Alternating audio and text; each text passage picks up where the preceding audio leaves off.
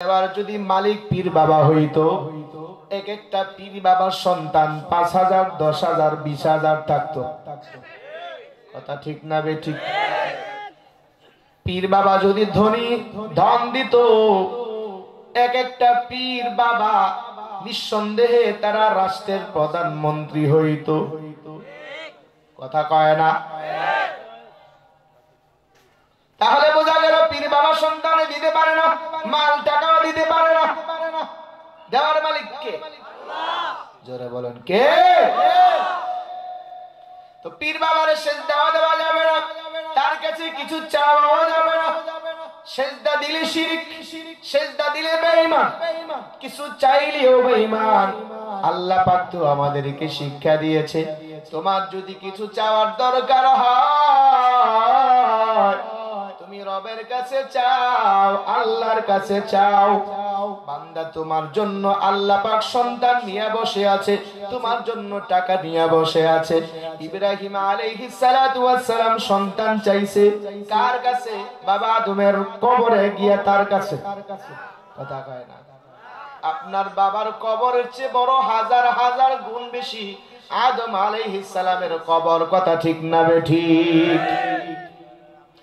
ইব্রাহিম আলাইহিস সালাতু ওয়াস সালামের সন্তানের যখন দরকার হয়, তিনি ওই সময় কিন্তু বাবা আদমের কবরের পাশে গিয়া সন্তান চায় না আর দোয়া করে নাই, আল্লাহ পাকের দরবারে হাত তুলিয়া দোয়া করেছে, রব্বি হাবলি মিনাস সালিহিন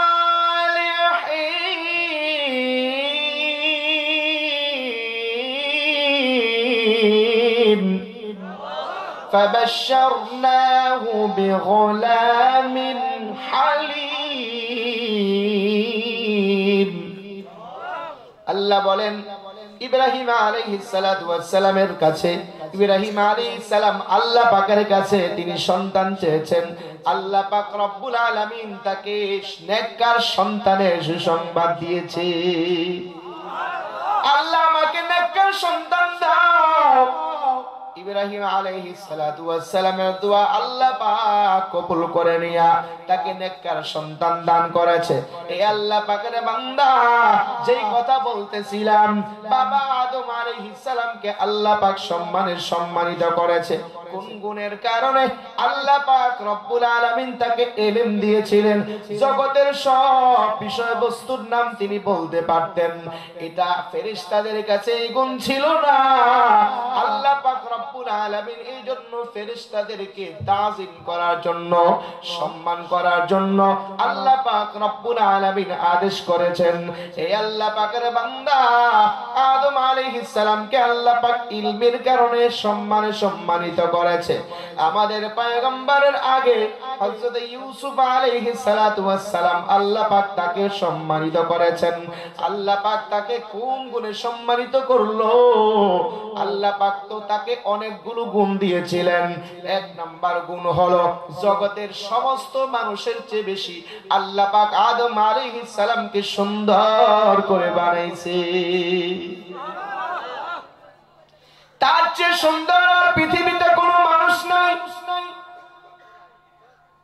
কত সুন্দর, কত সুন্দর! মিশরের মেয়েরা যখন ইউসুফ আলাইহিস সালাতু ওয়াস সালামের দিকে তাকায়,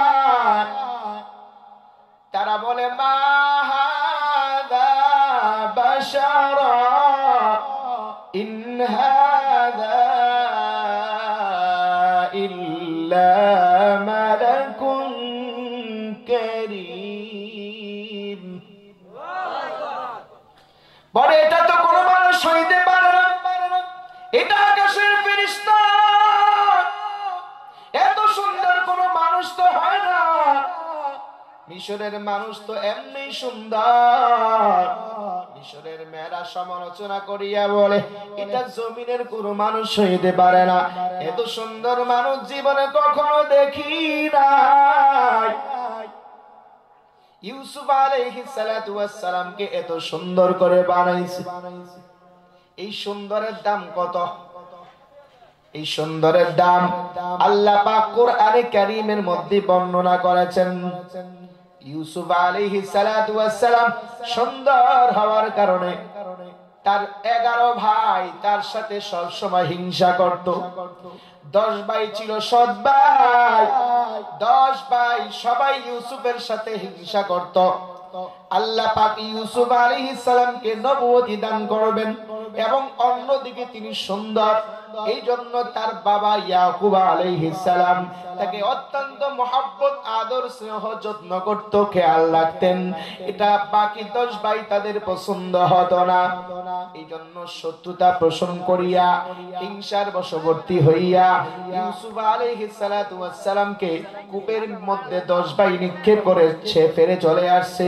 আল্লাহ পাক কুদরতি সাহায্যে মিশরের বণিকদের মাধ্যমে উঠায়া মিশরের বাজারের মধ্যে তাকে বিক্রি করার ব্যবস্থা করেছে। এই বিক্রি করার টাকার দাম কত আল্লাহ পাক রব্বুল আলামিন কোরআনে কারীমে বর্ণনা করেছেন।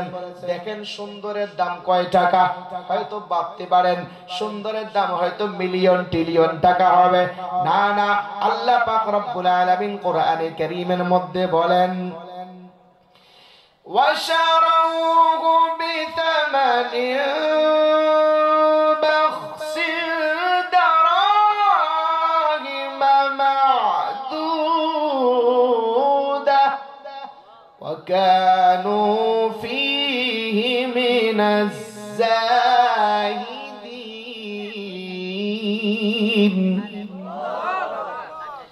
আল্লাহ পাক বলেন ইউসুফকে মাত্র কয়েক টাকা মিশরের বাজারে বিক্রি করা হয়, দারাহিমা মা'দুদা, গণনায় মাত্র কয়েক টাকা, হাতে গুনতে পারবে কয়েকটা পয়সা বিক্রি হয়েছে। এত সুন্দর মানুষটা বাজারে মাত্র বিক্রি হয় কয় টাকা। বোঝা গেল আল্লাহ পাক সম্মানে মানুষকে, সুন্দরে মানুষকে সম্মানিত করে না। যদি টাকায় মানুষকে সম্মানিত করত তাহলে জগতের সবচেয়ে শ্রেষ্ঠ সম্মানিত মানুষ হইতো কারণ, ঠিক না ঠিক? এই আল্লাহ পাকের বান্দা, আল্লাহ পাক তাহলে মানুষকে সম্পদেও সম্মান দেয় না। সম্মান কিসের মধ্যে আসে? ইউসুফ আলাইহিস সালামের আরেকটা ঘটনা খেয়াল করেন। ইউসুফ আলাইহিস সালামের প্রতি বড় পাগল ছিল জুলাইখা, নিজের সন্তান করিয়া লালন পালন করছে। ইউসুফ আলাইহিস সালাতু ওয়াস সালাম যখন বড় হয়ে যৌবনে পদার্পণ করলো, জুলাইখা এবার তার প্রতি পাগল হয়ে গেছে, তার প্রতি আসক্ত হয়ে গেছে এবং তার সাথে প্রেম নিবেদন করতে চায়। ইউসুফ আলাইহিস সালাতু ওয়াস সালামকে একদিন তার মনের ভাষণা পূর্ণ করবার জন্য নির্জন কক্ষের মধ্যে নিয়ে গেছে। সেখানে নিয়ে ইউসুফ আলাইহিস সালাতু ওয়াস সালাম তার সাথে মনোভাব তার সাথে প্রকাশ করবে। জুলাইখা যখন বিভিন্ন ভাবে চেষ্টা করলো, ইউসুফ আলাইহিস সালাতু ওয়াস সালাম তিনি ভাবলেন আল্লাহ পাক আমার দিকে তাকায় আছে, এটা আমার দ্বারা কখনো এই কাজে লিপ্ত হওয়া সম্ভব না। ইউসুফ আলাইহিস সালাম দরওয়াজার দিকে দৌড় দিলেন। তার চিন্তা হলো আমি না জানি এখান থেকে আমি বের হইতে পারবো না, তাও ভাঙতে পারবো না, দরজাও ভাঙতে পারবো না। আমার কর্তব্য হলো এখান থেকে বাঁচানোর মালিক একমাত্র কে? জোরে বলেন কে? ইউসুফ আলাইহিস সালাম তাকে বাহির থেকে দরজা নক করা হয়, ভিতর থেকে দরজা তালা দেওয়া হয়। একটা দুইটা না 7টা কক্ষের ভিতরে ঢুকানো হয়। একটাই যখন মিস করবে পরেরটা যেন মিস না করতে পারে, এমন চিন্তা করিয়া ইউসুফ আলাইহিস সালাতু ওয়াস সালামকে আবদ্ধ করা হয়। কিন্তু আল্লাহর উপর ভরসা করিয়া ইউসুফ আলাইহিস সালাতু ওয়াস সালাম দরওয়াজার দিকে দৌড় দিলেন। দরজার কাছে গেল, অটোমেটিক রবের কুদরতি সাহায্যে দরওয়াজার তালা ভেঙে দরওয়াজা টাস করে খুলে গেল। আমাদের কাজ চেষ্টা করা, আমাদের কাজ কি? যারা বলেন আমাদের কাজ কি? আমাদের কাজ হলো চেষ্টা করা। আমাদের কাজ কি? চেষ্টা করা, গুনাহ থেকে বাঁচার চেষ্টা করা, নামাজ পড়ার চেষ্টা করা, গুনাহ ছাড়িয়ে দেওয়ার চেষ্টা করা, এটা আমাদের কাজ। কোন ব্যক্তি যদি এই চেষ্টা করে, আল্লাহ পাক চেষ্টার ব্যাপারে কোরআনে বর্ণনা করেছেন, ওয়াল্লাযীনা জাহাদু ফীনা লানাহদিয়ান্নাহুম সুবুলানা ওয়া ইন্নাল্লাহা লামা'আল মুহসিনিন।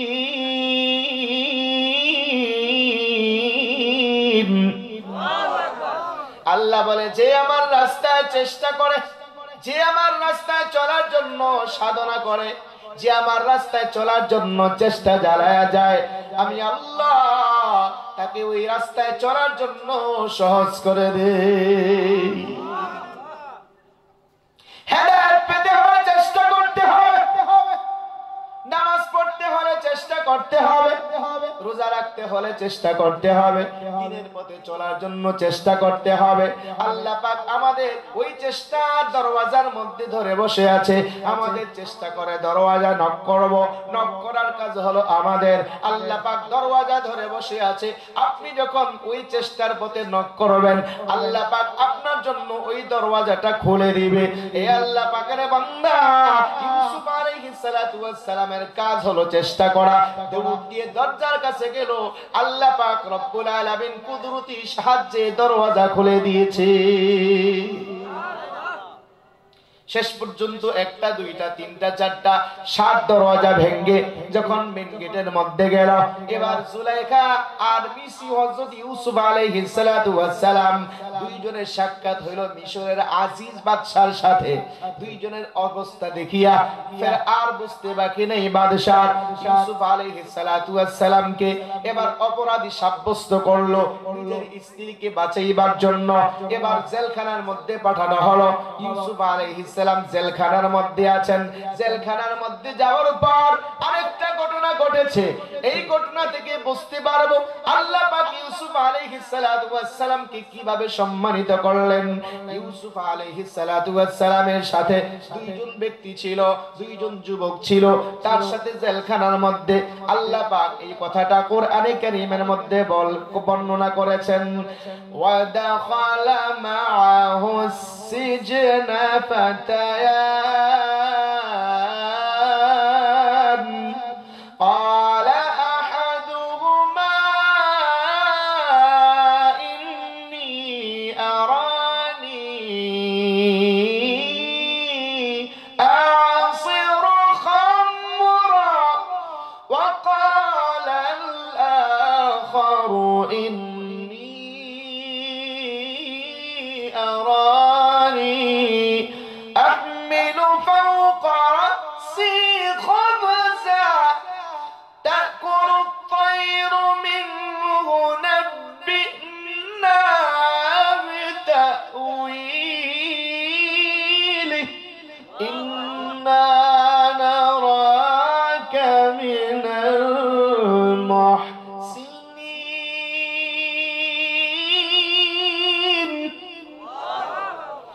দুইজন ব্যক্তি দেখলেন ইউসুফ বড় ভদ্র, নম্র, সুন্দর, সুদর্শন, আখলাক কত ভালো, জ্ঞানপূর্ণ কথা বলে, প্রজ্ঞাপূর্ণ কথা বলে, এমনকি সে স্বপ্নের কথাও ব্যাখ্যা দিতে পারে। দুইজন টেস্ট করার জন্য দুইজন যুবক গিয়া ইউসুফ আলাইহিস সালামকে বললেন, পয়গম্বর, আমরা দুইজনে দুইটা স্বপ্ন দেখেছি, ব্যাখ্যা যদি দিতে পারো তাহলে মনে করব সত্যিকারের স্বপ্নের ব্যাখ্যা তুমি পারো। কি ব্যাখ্যা বলো? একজন বলল, পয়গম্বর, আমি স্বপ্নে দেখেছি এক ব্যক্তিকে আমি জুস খাওয়াচ্ছি, ব্যাখ্যা বলো। দ্বিতীয় ব্যক্তি বলে, আমি স্বপ্নে দেখেছি আমার মাথার উপর রুটির একটা বড় পাত্র আছে, এই পাত্র থেকে পাখিরা ছিঁড়ে ছিঁড়ে রুটি খাচ্ছে। এটার ব্যাখ্যা কি হইতে পারে? ইউসুফ আলাইহিস সালাম প্রথম ব্যক্তির ব্যাখ্যা করলেন, কিছুদিন পর তুমি জেলখানা থেকে নির্দোষী সাব্যস্ত হইয়া জেলখানা থেকে মুক্তি পাইবা, রাজ দরবারে বাদশাকে জুস খাওয়াইবার চাকরি পাইবা। আর দ্বিতীয় জনের ব্যাখ্যা করলেন যে এই ব্যক্তি অপরাধী সাব্যস্ত হইয়া তাকে শুলিতে চড়ানো হবে, মৃত্যুদণ্ড কার্যকর হওয়ার পর এই ব্যক্তির মাথার মগজগুলো পাখিরা ছিঁড়ে ছিঁড়ে খাইতে থাকবে। কিছুদিন পর দেখা গেল এটাই হলো। প্রথম ব্যক্তির মুক্তি পাইয়া রাজ দরবারে চাকরি হলো, আর দ্বিতীয় ব্যক্তি তাকে ফাঁসির কাস্টে ঝুলানো হলো। এই ঘটনার পর বাদশা একদিন স্বপ্নে ভয়ঙ্কর দুইটা স্বপ্ন দেখেছে। একটা স্বপ্ন হলো শুকনা কঙ্কালের মতো গরু মোটা তাজা কুরবানির পশুর মতো মোটা তাজা গরুকে গিরে খেয়ে ফেলতেছে। আর একটা স্বপ্ন দেখে শুকনা জব, শুকনা গমের ছড়া, মোটা তাজা গমের ছড়াকে খেয়ে ফেলতেছে। বাদশা বড় হতভম্ব হলেন, বড় আশ্চর্যান্বিত হলেন। বাদশা বড় চিন্তিত হয়ে যায়। পরের দিন মন্ত্রিসভার মধ্যে এই স্বপ্নের কথা বলে ব্যাখ্যা দাও, কে পারো আমার এই স্বপ্নের ব্যাখ্যা? মন্ত্রীরা এক একজনে এক এক রকমের কথা বলে, এই হইতে পারে, ওই হইতে পারে, এই হইতে পারে। বাদশা কয় কসু একটাও পছন্দ হয় না, তোমরা যদি পারো কারো কাছ থেকে হইলেও এই স্বপ্নের ব্যাখ্যা নিয়ে আসো। ওই যে একজন মুক্তি পাইয়া রাজ দরবারে চাকরি পাইছে, বাদশাকে দৈনিক ব্যালেন্ডার দিয়া দিয়া জুস খাওয়ায়, ওই বেচারা বলে বাদশা একজন নম্র ভদ্র সুদর্শন যুবক আছে, সে স্বপ্নের সুন্দর ব্যাখ্যা করতে পারে, সে তো আর কোথাও নাই, আপনারই কারাগারে বন্দী আছে, নাম ইউসুফ। আপনি যদি অনুমতি দেন আমি তার কাছ থেকে এই স্বপ্নের ব্যাখ্যা আমি জেনে আসতে পারি। ইউসুফ আলাইহিস সালামের কাছে পাঠাইলো, ঠিক আছে যাও তুমি স্বপ্নের ব্যাখ্যা নিয়ে আসো। ওই ব্যক্তি ইউসুফ আলাইহিস সালামকে গিয়ে বলতেছে যে আমাদের বাদশা এই এই স্বপ্ন দেখেছে, তুমি তো স্বপ্নের সুন্দর ব্যাখ্যা বলতে পারো, আমাদের বাদশার এই স্বপ্নের ব্যাখ্যাটা কি হইতে পারে বলো। ইউসুফ আলাইহিস সালাম বললেন, আমাকে তো দোষী সাব্যস্ত করে আমাকে জেলখানায় পাঠানো হয়েছে, আমার উপর জুলুম করা হচ্ছে, আমার উপর অত্যাচার করা হচ্ছে, আমি ততক্ষণ বলবো না যতক্ষণ না আমাকে এই জেলখানা থেকে বের করে রাজ দরবারে উপস্থিত না করানো হয়। ইউসুফ আলাইহিস সালামকে শেষ পর্যন্ত জেলখানা থেকে বের করে রাজ দরবারে উপস্থিত করানো হলো। তখন বাদশাকে ইউসুফ আলাইহিস সালাম বললেন যে জাহাপনা মহোদয়, আপনি যে স্বপ্ন দেখেছেন স্বপ্নের ব্যাখ্যাটা এরকম, আগামী 7 বছর আল্লাহ পাকের রহমতে প্রচুর পরিমাণে বৃষ্টি হবে, জমিনের মধ্যে ফসলে ফুলে ভরে যাবে, তার থেকে মানুষ যে বীজ বপন করবে, বীজ সংরক্ষণ করবে, এর অভাব হবে না। এই 7 বছরে মোটামুটি 14, 15, 20 বছরের মতো ফসল উৎপাদন হবে। আর আরেকটা 7 বছর পরে 7 বছর আসবে, যেই 7 বছর হবে শুধু দুর্ভিক্ষের, আসমানের বৃষ্টি বন্ধ হয়ে যাবে, জমিন শুকিয়ে যাবে, জমিনে কোনো কিছু রোপণ করলে, জমিনে কোনো কিছু চাষাবাদ করলে কোনো কিচ্ছু হবে না, সব পুড়ে ছাই হয়ে যাবে। এই 7 বছর যখন খাবারের টান পড়ে যাবে, মানুষের অনাবাদ যখন বন্ধ হয়ে যাবে, মানুষ হাহাকার চলতে থাকবে, মানুষ মৃত্যুবরণ করবে, দুর্ভিক্ষ ছড়াছড়ি হয়ে যাবে, মানুষের জীবন বাঁচানোটা বড় কষ্টের হয়ে যাবে। আপনি যদি প্রথম 7 বছরের খাবার মজুদ করে আপনার রাজ দরবারে ব্যবস্থা করে রাখতে পারেন, পরবর্তী 7 বছরের মধ্যে যখন দুর্ভিক্ষ দেখা দিবে আপনার প্রজাদের কাছে, তখন আপনি এই সরবরাহ করে তাদের জীবনকে বাঁচায় রাখতে পারবেন। সুবহানাল্লাহ বলবেন না? ইউসুফ আলাইহিস সালাম যখন এই ব্যাখ্যা করলো, বাদশার অত্যন্ত পছন্দ হয়ে গেছে। বাদশা বলতেছে এটাই আমার মনোগত স্বপ্নের ব্যাখ্যা হয়েছে, এটাই আমার স্বপ্ন। তবে হ্যাঁ ইউসুফ, তুমি যে ব্যাখ্যা দিয়েছো এই ব্যাখ্যা সত্যিকারের প্রতিকার ভালো ব্যবস্থা নেওয়ার যোগ্যতা আমি রাখি না। যেহেতু তুমি ব্যাখ্যা দিয়েছো আমার মনে হয় এটার ব্যবস্থাপনার দায়িত্ব তুমি নিলে তুমি ভালো পারবে। ইউসুফ আলাইহিস সালাম বলতেছেন, বাদশাহ আমি আল্লাহ পাক আমাকে হিকমা কৌশল দিয়েছেন, বিশেষ জ্ঞান দিয়েছেন, আমি এই ব্যাপারে বড় অভিজ্ঞ, আপনি চাইলে আমাকে এই দায়িত্ব দিতে পারেন। ইউসুফ আলাইহিস সালামকে সাথে সাথে রাজ দরবারে ঘোষণা করলেন, মন্ত্রী পরিষদের মধ্যে আজ থেকে ইউসুফ নির্দোষ, জেলখানা থেকে মুক্ত করা হলো। আর বর্তমানে ইউসুফকে আমাদের এই মিশরের রাজ দরবারের অর্থমন্ত্রী পদে তাকে নিযুক্ত করা হলো। 1 ঘন্টা আগে ছিল কোথায়? সবাই কথা বলেন, কোথায়? আর 1 ঘন্টা পরে কোথায়? কোথায়? রাজ দরবারে মন্ত্রিত্ব পদে। সুবহানাল্লাহ বলবেন না?